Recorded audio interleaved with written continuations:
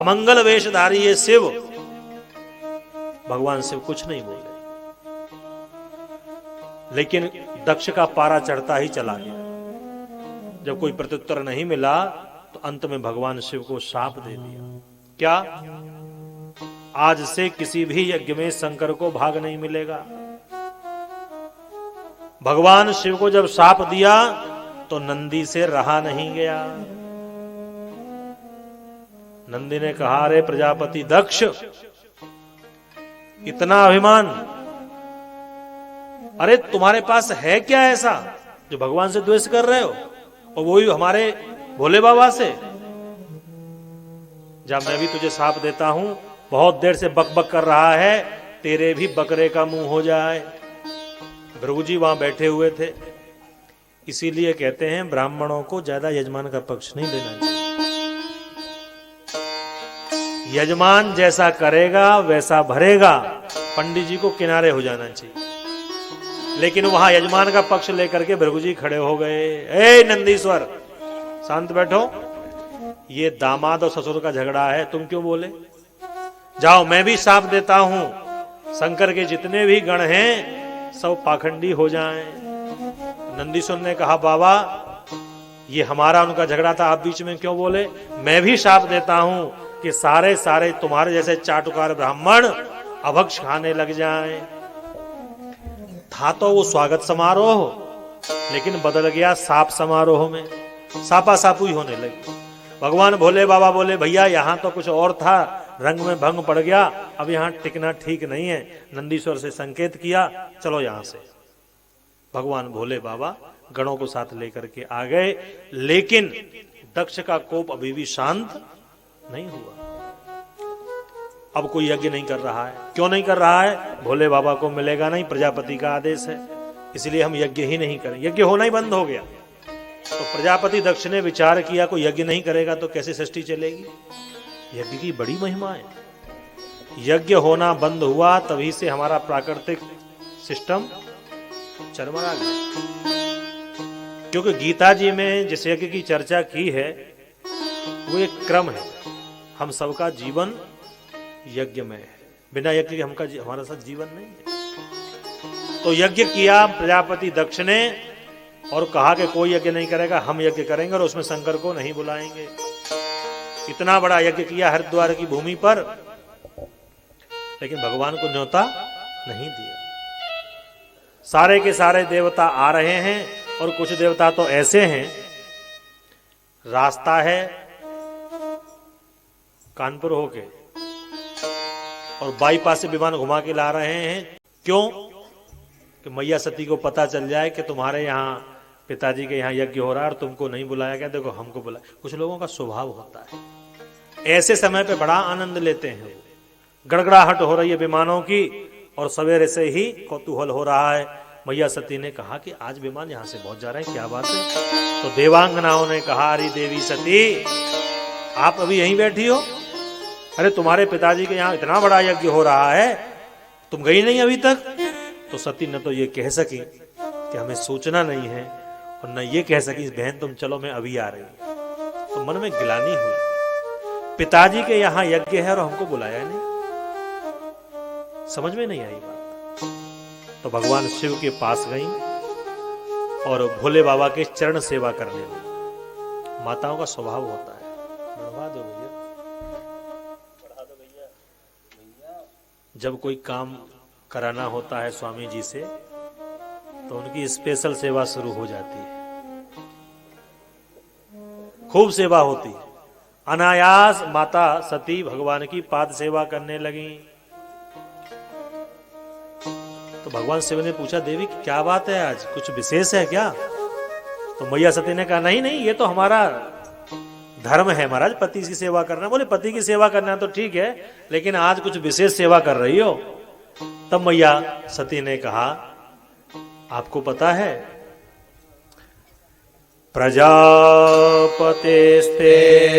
ससुरस्य साम्प्रतम् निर्यापितो यज्ञमहोत्सवाखिलम्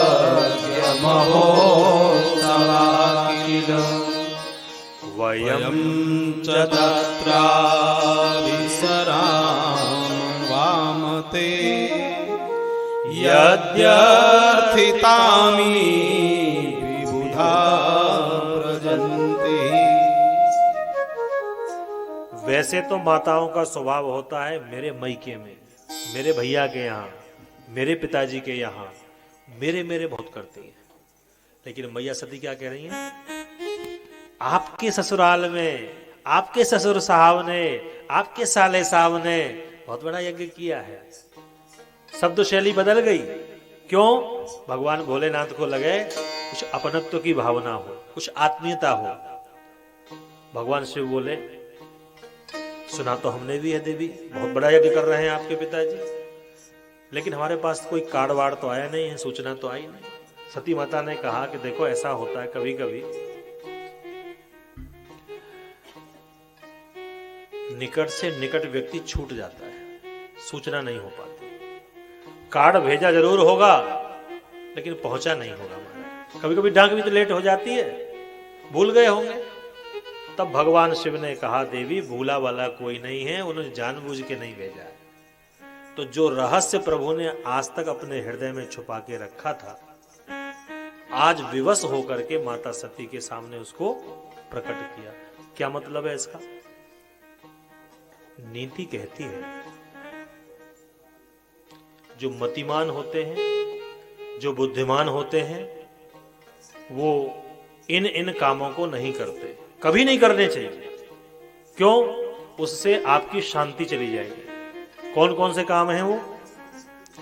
अर्थनासम मनस्तापम ग्रहे दुश्चरितानि च वंचनम चापमानम च मतिमान न प्रकाश। जो बुद्धिमान लोग होते हैं वो करते। कौन कौन से? आपका नुकसान हो गया आर्थिक, उसको गाइए मत, अन्यथा लोग आपकी खिल्ली उड़ाएंगे। बड़ा बुद्धिमान समझता था अपने आप को, अब आया है ऊंट पहाड़ के, व्यर्थ में आपका अपयश होगा, अर्थ हानि हो गई, छोड़िए उसको, लोगों को वितरित मत करिए। और मनस्तापम, कोई बात आपके मन में बैठ गई, किसी ने बुरा भला कह दिया, तो उसको बांटिए मत, वो भी आपके लिए घातक होगी। और अपने परिवार के, अपने संबंधियों के द्वारा अपने ही घर में किसी ने तिरस्कार कर दिया, अपमान कर दिया, उसको भी आप बाहर मत कहिए। अर्थनासम मनस्तापम ग्रहे दुश्चरितानि च वंचनम, किसी के द्वारा ठग लिए गए तो वो भी आपके लिए अपयश का ही काम करेगा। और किसी ने अपमान कर दिया तो अपमान को गाने से आपका अपमान बढ़ेगा, घटेगा नहीं। तो भगवान शिव ने अपनी अर्धांगिनी माता सती से भी इस राज को छुपाया, बताया नहीं। यद्यपि माता सती से क्या छुपाना, लेकिन कुछ बातें ऐसी होती हैं कि समय पर ही प्रकट करनी चाहिए। और कहा कि देवी आपके पिता हमसे शत्रु भाव रखते हैं, इसलिए उन्होंने जानबूझ के नहीं बुलाया। तो माता सती ने कहा नहीं, ऐसा नहीं हो सकता। तो फिर वो सारा का सारा प्रसंग प्रभु ने न चाहते हुए भी सुनाया और कहा देवी मैं तो वहां जाऊंगा ही नहीं और आप भी वहां मत जाना, क्योंकि जो बिना बुलाए कहीं जाता है तो उसको सम्मान नहीं मिलता। आवत ही हर से नहीं नयनन नहीं सने, तुलसी वहां न जाइए, कंचन बरसे में, कंचन बरसे में। जब मन में प्रेम ही नहीं है तो वहां जाना किस काम का। देवी सती ने कहा कि कुछ स्थान ऐसे होते हैं जहां बिना बुलाए भी जाना चाहिए। भगवान शिव ने कहा कि तुम्हारी इस बात का मैं अनुमोदन करता हूं, लेकिन तुम्हारे पिताजी को मैं अच्छी तरह से जानता हूं और तुम्हारा स्वभाव भी जानता हूं देवी। तुम अपना अपमान तो सहन कर लोगी, लेकिन मेरा अपमान सहन नहीं कर पाओगी। बिना बुलाए वहां जाओगी तो मंगल होने वाला नहीं है। माता सती ने बहुत सारे तर्क दिए, भगवान ने बहुत समझाया, लेकिन जब माता सती नहीं मानी तो भगवान शिव ने भी फिर हर इच्छा समझ करके मौन धारण कर लिया। हुए सोई जो राम रच राखा, को कर तर्क बढ़ावे। अब छोड़ो, और करना भी यही चाहिए। प्रथम दृष्टया तो यह होना चाहिए कि रोको, प्रयास करना चाहिए, लेकिन जब प्रयास करने पर भी कोई न रुके तो हरी इच्छा भैया ठीक है। एक बार और रोका था, एक सिचुएशन और आई थी। भगवान राम माता सीता की विरह में पशु पक्षियों से पूछ रहे थे, कहां है हमारी मृगनयनी। हे खग मृग हे मधुकर सेनी, तुम देखी सीता मृगनयनी।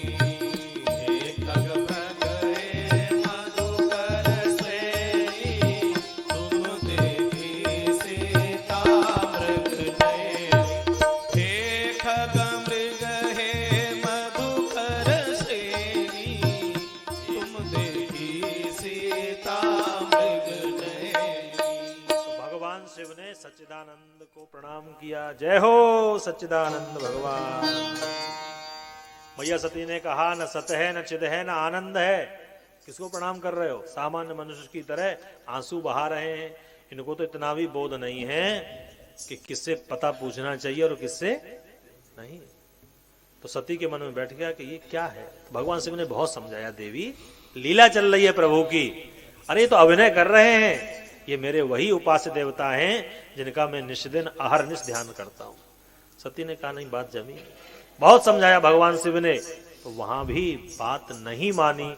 जब नहीं मानी तो भगवान शिव ने कहा कि अच्छा हमारा पिंड छोड़ो और स्वयं जाकर के पता तो कि न जाए परीक्षा ले। और इतना भी नहीं, अरे मान जाती, पति नाराज हो रहे हैं, नहीं मानी, चली गई। और वहां जाकर के सीता जी का वेश धारण कर लिया। भगवान रामभद्र आए। लक्ष्मण जी को तो एक बार थोड़ा लगा मामला गड़बड़ है, जिनको कहां कहां ढूंढे फिरे वो देवी जी यहां बैठी हैं। लेकिन भगवान राम ने भगवान शिव का नाम लेते हुए कहा कि देवी अकेली, वृषकेतु कहां है, भगवान शिव कहां है। तो लज्जित हो गई माता सती और लौट करके जब आई तो भगवान शिव ने कहा, क्या हुआ देवी, परीक्षा ले ली। कछु न परीक्षा लीन गोसाई, तीन प्रणाम तुम्हारी नाई। कछु न परीक्षा लीन गोसाई, तीन प्रणाम तुम्हारी नाई। हाँ तब शंकर देव धरि ध्याना, सती जो चरित कीन सब जाना। तब शंकर देख्यो धरि ध्याना, चरी जो चरित कीन सब जाना।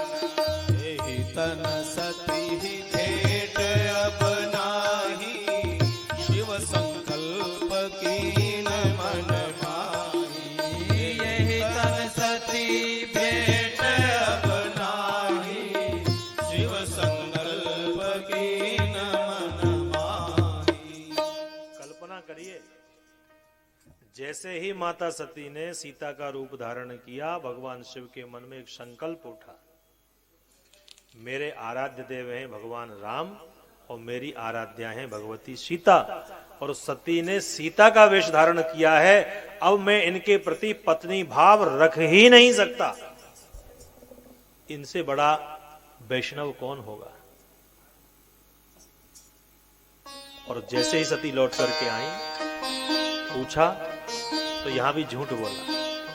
भाई परीक्षा तो ली थी ना, तो सीधे सीधे आके बोल देती, स्वामी जी गलती हो गई।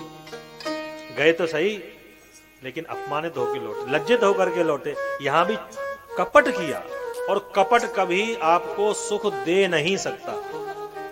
अरे जो परमात्मा को पसंद नहीं है, भगवान ने किसके लिए निषेध किया है। दो बातों के लिए, मोह कपट छल छिद्र न भावा। सब कुछ स्वीकार है, लेकिन कपट नहीं स्वीकार है। और वही कपट देवी सती ने किया। भगवान शिव ने विचार किया, अब तक आती थी तो भगवान कहते आओ आओ ब्रजेश कुमारी आओ, तो बाईं तरफ भगवान आसन देते थे। हमारे सनातन धर्म में पत्नी का जो आसन है पुरुष की बाईं तरफ है। हमारे यहाँ आसन से बैठने के तरीके से आप ये अनुमान लगा सकते हैं इनमें श्रेष्ठ कौन है, क्योंकि अपने से श्रेष्ठ को अपने दाईं ओर बैठाया जाता है। हमारी यज्ञशाला में जब ब्राह्मण बैठते हैं तो एक दिन गुरुजी से मैंने प्रश्न किया कि ये क्रम क्या है बैठने का, तो उन्होंने कहा कि सबसे पहले आचार्य पीठ होती है। उस यज्ञ का जो आचार्य होता है उसकी पीठ दक्षिण दिशा में उत्तराभिमुख होती है। उस आसन पर जो बैठा हुआ व्यक्ति है वो उस यज्ञ का आचार्य, किसी पूछने की आवश्यकता। और ये परंपरा, अब शहर की तो बात हम नहीं बता सकते क्योंकि बिना सिरहाने वाले पलिंग आने लग गए। अब चाहे बाएं बैठो, चाहे पहले चारपाई होती थी तो उसमें एक सिरहाना होता था, तो जो श्रेष्ठ व्यक्ति होते थे वो सिरहाने बैठते थे और जो छोटे अनुज होते थे वो बाईं तरफ बैठते थे। तो ये पद्धति थी। आज भगवान शिव देवी सती से कहते हैं देवी आओ, तो तुलसीदास जी महाराज कह रहे हैं सन्मुख शंकर आसन दीना, आसन दीना।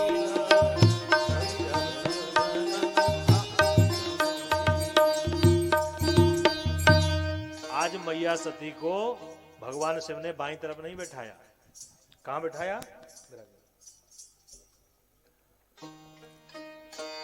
सन्मुख बिठाया। सन्मुख किसको बिठाया जाता है? दो मित्र बैठते हैं तो आमने सामने, आप देखा चाय पीने जाते हैं टेबल पे बैठते हैं तो आमने सामने बैठते हैं। सती मैया समझ गई, अरे जिस शरीर से शिव की प्रीति नहीं है, शिव का नेह नहीं मिल रहा है, ऐसे शरीर का हम क्या करेंगे? तो प्रणाम किया प्रभु को और कहा कि नाथ आप ही के कारण हमारे साथ में ये प्रेम में खाई आ गई है और पक्का है कि भगवान से मुझसे प्रेम नहीं करेंगे। अब अपराध तो हो गया, तो मैं शरीर का क्या करूंगी? अब तो आप ऐसी कृपा करो जिससे ये देह जल्दी से जल्दी छूट जाए। तो वो घड़ी आ गई और आज भवानी ने फिर बात नहीं मानी, तो भगवान शिव ने कहा जो तुम्हारी इच्छा हो वो करो। तो भैया शास्त्र इस बात के साक्षी हैं कि भगवान शिव भी जिस देवी से पार नहीं पा पाए, तो हम बंधु बांधवों से, भैयाओं लोगों से कहते भैया हाथ जोड़ लिया करो, कोई आवश्यकता नहीं है। यथेक्षसि तथा कुरु, जैसी आपकी इच्छा हो आप वैसा ही करो। तो इस प्रसंग से हमने तो सीख लिया और आप भी सीख लेंगे तो बड़े आनंद में रहेंगे। अनुभव की बात बता रहे हैं आपको। तो मैया सती चल पड़ी, लेकिन प्रेम कम नहीं है। बड़ा समय लगा लिया आपने समझने में।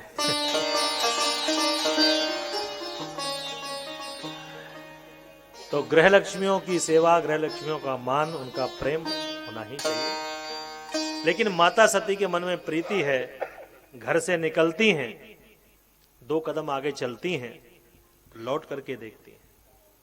लेकिन भगवान भोले बाबा भी कम नहीं है।